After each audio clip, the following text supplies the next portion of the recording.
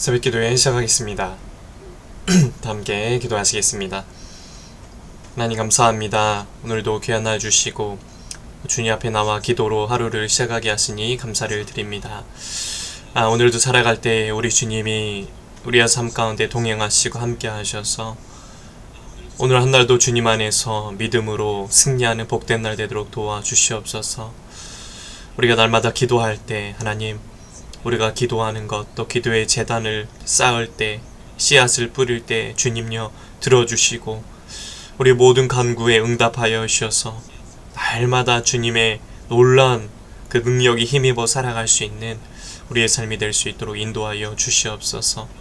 이 모든 말씀 예수님의 이름으로 기도드립니다. 아멘. 하나님 말씀 봅니다. 사무엘상 23장 1절에서 5절까지의 말씀입니다. 사무엘상 23장 1절에서 5절까지 말씀 봉독해 드리겠습니다. 사람들이 다윗에게 전하여 이르되 보소서 블레셋 사람이 그 일날을 쳐서 그 타작 마당을 탈취하되이다 하니, 이에 다윗이 여호와께 묻자와 이르되 내가 가서 이 블레셋 사람들을 치리이까? 여호와께서 다윗에게 이르시되 가서 블레셋 사람들을 치고 그 일날을 구원하라 하시니, 다윗의 사람들이 그에게 이르되 보소서 우리가 유다에 있기도 두렵거든 하물며 그 일날에 가서 블레셋 사람들의 군대를 치는 일이리까 한지라. 다윗이 여호와께 다시 묻자온데 여호와께서 대답하여 이르시되 일어나 그 일나로 내려가라. 내가 블레셋 사람들을 내 손에 넘기리라 하신지라. 다윗과 그 외의 사람들이 그 일나로 가서 블레셋 사람들과 싸워 그들을 크게 쳐서 죽이고 그들의 가축을 끌어오니라. 다윗이 이와 같이 그 일나 주민을 구원하니라. 아멘. 오늘도 예배드린 모든 분들에게 주님의 은혜가 넘치시기를 축복합니다. 오늘 말씀은 지난주에 설교에서도 우리가 함께 살펴본 본문이기도 합니다. 블레셋 사람들이 그 일나 사람들의 곡식을 강탈했다라고 보게 되는데요. 이걸 알게 된 다윗이 즉시 어떻게 합니까? 하나님께 기도합니다. 다윗은 블레셋이 저지르는 그 악행에서 그 일날을 보호하는 것이 그 하나님의 뜻임을 짐작했을 것입니다. 하지만 그는 아무리 믿음에서 비롯된 판단일지라도 그것을 의지해서 행동하지 않았습니다. 자기의 판단대로 자기의 생각과 자신의 뜻대로 행동하지 않았다는 겁니다. 하나님의 확실한 뜻을 구했다는 것입니다. 다윗의 기도를 들으신 하나님은 그 일나로 가서 블레셋으로부터 너가 그 일나를 구원해라 라고 말씀하셨습니다. 다윗은 그 일나를 구한 뒤에 그 일나를 구한 뒤에도 함부로 행동하진 않았습니다. 그는 자신이 그 일나에 머무는 한 이 사울의 공격을 피할 수 없음을 알았기 때문에 아마도 그 일나에서 빨리 빠져나오고 싶었을 겁니다. 그러나 그는 또다시 하나님께 나아가서 사울의 공격과 자신의 거취에 대한 하나님의 뜻을 구했습니다. 다윗은 아무리 긴박하고 아무리 급박한 상황에서도 먼저 무엇을 했습니까? 먼저 하나님께 기도했다는 것입니다. 이번에도 하나님은 다윗의 기도를 들으셨고 그에게 가야 할 길을 알려주셨습니다. 우리는 때때로 이럴 때가 많죠. 내가 먼저 성급하게 결정을 내린 뒤에 후회하고 또 괜히 했네, 그러지 말걸 이라고 후회하면서 문제가 생기면 그제서야 기도하기 시작할 때가 있다는 겁니다. 그러나 다윗은 어떻게 합니까? 결정하기 전에 먼저 기도했다라는 것입니다. 그리고 어떤 문제를 만나든지 항상 하나님께 기도하고 항상 하나님께 묻고 항상 하나님의 뜻을 먼저 따라갔다라는 것입니다. 그러므로 우리도 다윗처럼 지속적으로 기도해야 합니다. 어떤 문제를 만나든지 먼저 기도해야 합니다.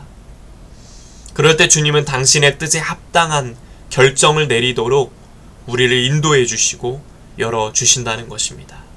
주님의 뜻에 합당한 결정을 내리도록 우리를 인도하시고 열어주신다라는 것입니다.